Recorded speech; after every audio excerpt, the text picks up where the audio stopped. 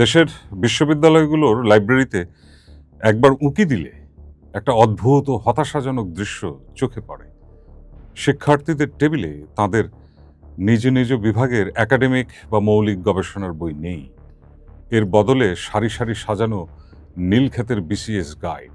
প্রথম বর্ষে পা রেখেই একজন তরুণের স্বপ্ন আবর্তিত হতে থাকে একটিমাত্র বিন্দুতে, যে কোনো মূল্যে বিসিএস ক্যাডার হতে হবে।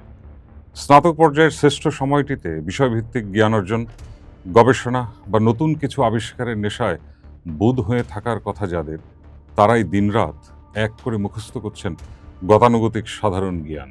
মেধাবীদের কেরিয়ার ভাবনায় এমন বিসিএস নির্ভরতা আজ সত্যি গভীর চিন্তার বিষয় হয়ে দাঁড়িয়েছে।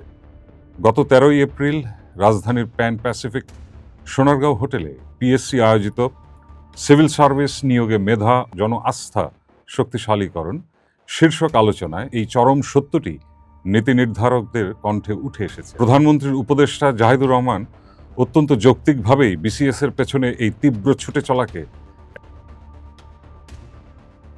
পিএসসি চেয়ারম্যান, জনপ্রশাসন প্রতিমন্ত্রী সহ অন্যান্য শীর্ষ ব্যক্তিরাও একমত হয়েছেন যে এই আসক্তি আসলে মেধাবী জনশক্তি গঠনের পথে এক বিরাট দেয়াল। একবার ভেবে দেখুন, 47তম বিসিএস এর প্রিলিমিনারিতে অংশ নেয়া প্রায় 4.25 লক্ষ পরীক্ষার্থীর মধ্যে টেকার সুযোগ পেয়েছেন মাত্র 10,644 জন। অর্থাৎ শেষ পর্যন্ত চূড়ান্তভাবে সফল হবেন 1%-এরও কম প্রার্থী।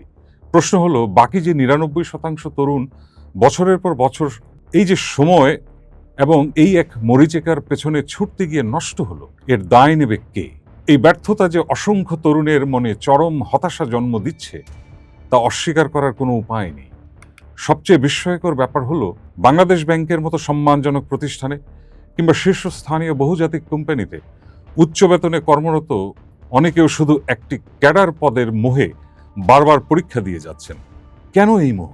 কেবলই কি ক্ষমতার দাপট, নাকি সামাজিক মর্যাদার ভুল মাপকাঠি? সিভিল সার্ভিসে মেধাবীদের প্রয়োজন অবশ্যই আছে, কিন্তু দেশের সব মেধাবী তরুণ যদি কেবল প্রশাসন পরিচালনার স্বপ্নেই বিভোর থাকেন, তবে দেশ গড়বে কি?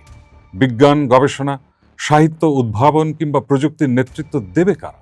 একথা সত্য, দেশে বেসরকারি চাকরিতে এখনো কর্মনিরাপত্তার যথেষ্ট অভাব রয়েছে। কিন্তু কেবল বিসিএস বা সরকারি চাকরির স্বপ্নে নিজের সৃজনশীলতা ও তারুণ্যের সোনালী দিনগুলোকে বিসর্জন দেয়া কোনো মতেই একটি সুস্থ শিক্ষা ব্যবস্থার লক্ষণ হতে পারে না।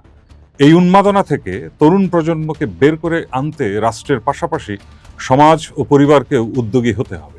বিশ্ববিদ্যালয়ের শিক্ষার মূল পরিবেশ ফিরিয়ে আনতে নীতি নির্ধারকদের নিতে হবে সাহসী ও কার্যকর সিদ্ধান্ত। নইলে বিসিএস ব্যাধি আমাদের সৃজনশীলতা ও উদ্ভাবনী সক্ষমতাকে পুরোপুরি পঙ্গু করে দেবে।